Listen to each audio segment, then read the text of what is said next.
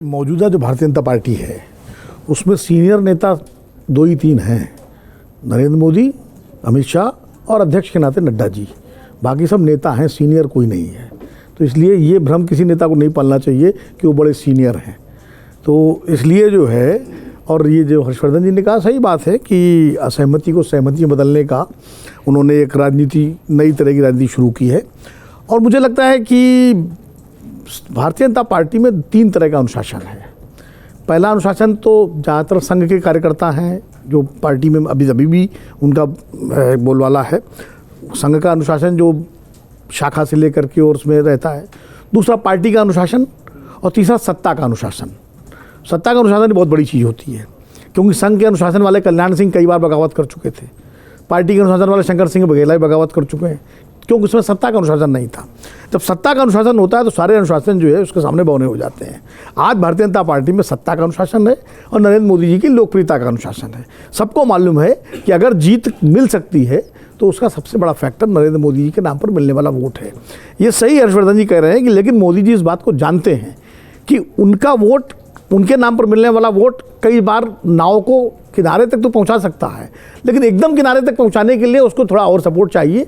और वो सपोर्ट स्थानीय कारणों से, उम्मीदवार की अपनी क्षमता, उसकी अपनी योग्यता, उसकी अपनी सक्रियता, कर्मठता, उसका अपना जाति बल, उसका अपना धन बल, बाहुबल, सब जो है। अब देखना होगा ब्रजभूषण शरण सिंह का टिकट कटता कि नहीं कटता।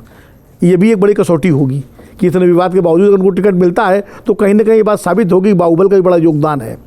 इसी तरह जो है, जैसे अब अनुप्रिया पटेल हैं, ओम प्रकाश राजभर है, अभी इनको मंत्री बनाया जा रहा है, ओम प्रकाश राजभर को, दारा सिंह चौहान को ना भी बनाएं तो आज की तारीख में ओम प्रकाश राजभर और दारा सिंह चौहान कुछ बहुत ज़्यादा बिगाड़ नहीं सकते भारतीय जनता पार्टी का। लेकिन वो जो उनके साथ रहने से जो जुड़ सकता है, मान लीजिए अगर 8 नंबर मिल रहे हैं तो 10 में 10 नंबर कैसे मिले, 2 नंबर उनके भी जुड़ सकते हैं। तो वो भारतीय जनता पार्टी के नेतृत्व जानता है, इसलिए वो उनको भी एक तरह से संतुष्ट कर रहा है। उनकी जो मांग है, वो राजभर जी ने तो कह दिया था कि हम होली नहीं मनाएंगे इस बार, अगर हमें राजपाट नहीं मिला तो कहा भी ठीक है होली मनाओ। उनको मंत्रिमंडल बनाने की तैयारी हो रही है, मंत्री लाने की। तो इसी तरह जीतन राम मांझी जो 2 बार एनडीए में रह के अपना दिखा चुके हैं ताकत, लेकिन फिर भी उनको साथ में रखा हुआ है।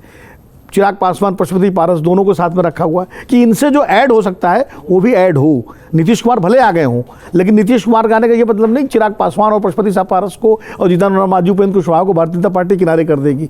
बिल्कुल नहीं, वो भी रहेंगे और नीतीश कुमार को भी मालूम है कि ये रहेंगे और आपको भी रहना पड़ेगा।